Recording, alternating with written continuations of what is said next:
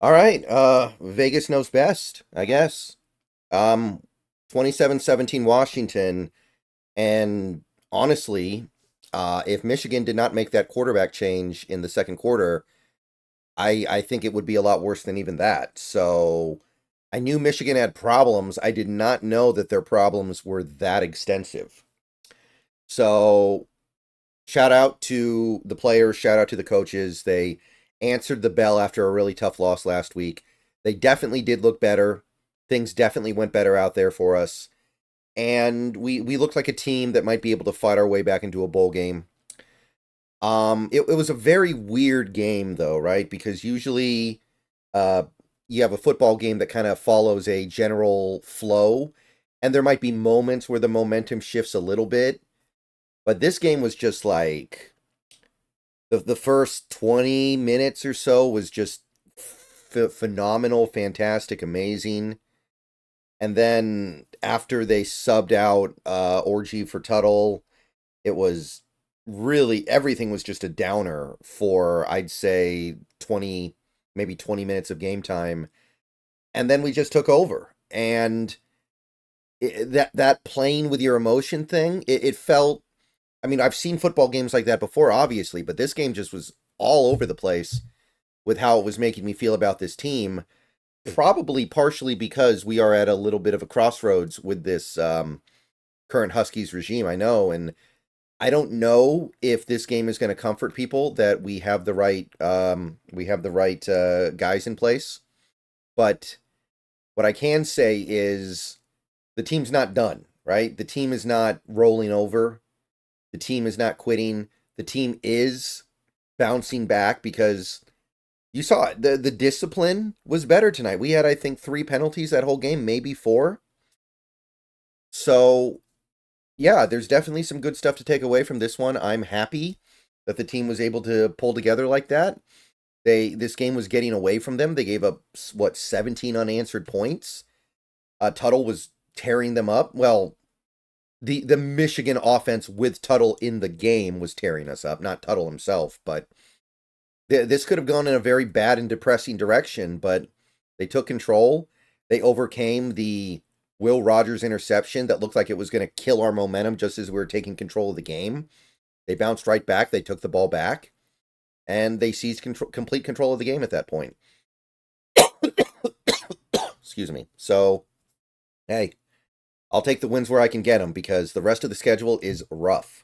So, getting any kind of a win right now is something that I am going to appreciate in full. So,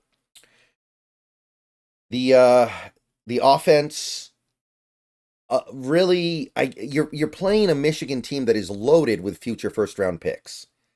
So really, the offense was great tonight.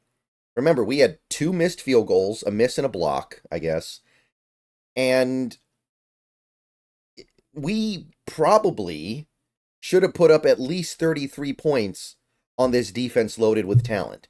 A defense that has played fairly well so far this year against other offenses, by the way. So maybe we do have one of the better offenses in college football, and it's just hidden behind this pile of they're not scoring points to match their yardage production.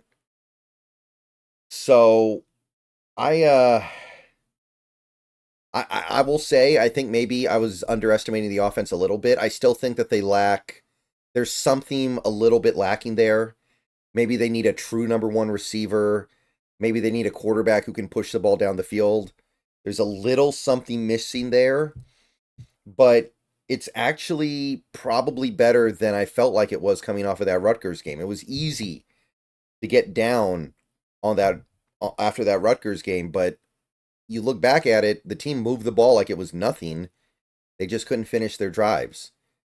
Even today, we didn't do a great job finishing our drives, and we're still putting up 27 points on the board. So I got to give a shout out to those guys. I think they played really good football. And you've got Mason Graham up front. You've got Kenneth Grant up front. You've got Josiah Stewart, who played a good game, by the way, off the edge. He's going to be a draft pick. Will Johnson.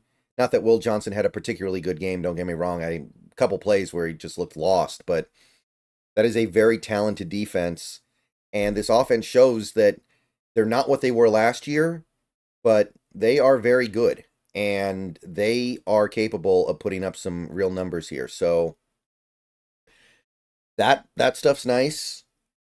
I will say that that stretch of football right after Tuttle went in the game is probably the worst our defense has probably looked all year over an extended period. Like, we've had a couple of bad plays, but once Tuttle went in that game, it just felt like everything was hopeless. And it was just the threat of him maybe being able to throw the ball competently, right?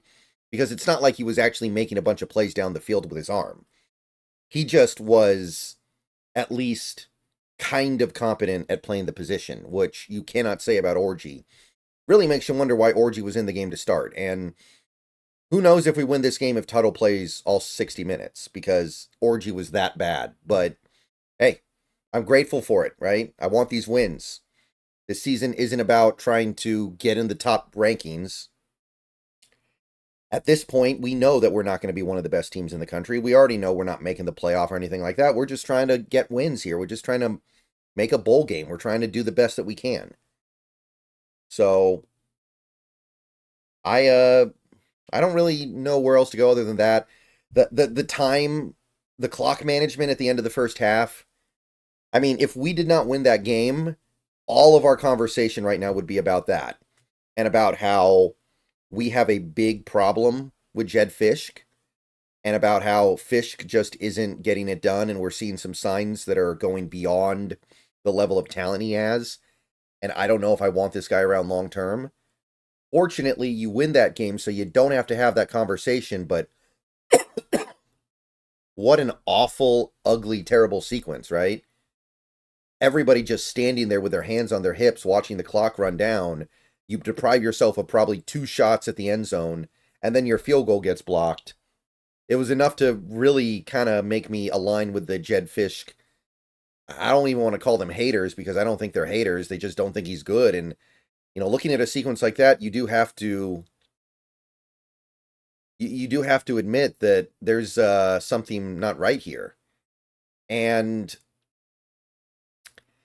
I understand that because of the lack of talent and his inability to use his recruits yet, because all of his recruits just got here, I understand that that's going to affect everything, right? That's going to affect discipline. That's going to affect his trust in the offense to execute in a tight clock situation.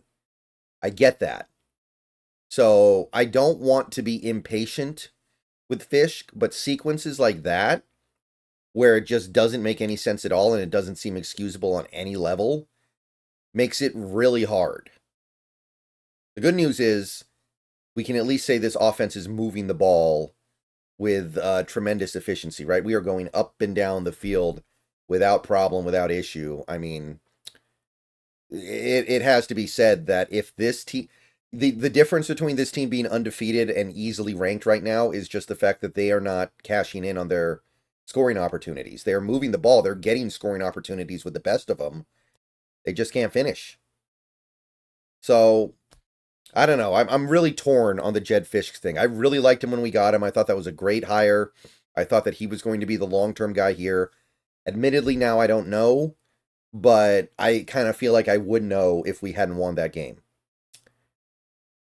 All right, so I'm going to go and get out of here, guys. I will be on Twitch later tonight doing more Jedi Academy. We're probably going to beat Jedi Academy tonight, and then we're going to basically be either locked in on Demon Souls until the 11th, or we're going to do Silent Hill Remaster until the 11th. I'm not 100% sure yet, but I'm going to go ahead and get out of here. Bow down to Washington. We beat a ranked team. I mean, there's something to be said for that. Maybe Michigan shouldn't be ranked. Maybe they won't be ranked by the end of the year. Maybe they won't even be ranked this week, but we beat the number 10 team in the country. That tells you there is something going on here. All right, go Hawks. Or bow down to Washington, excuse me.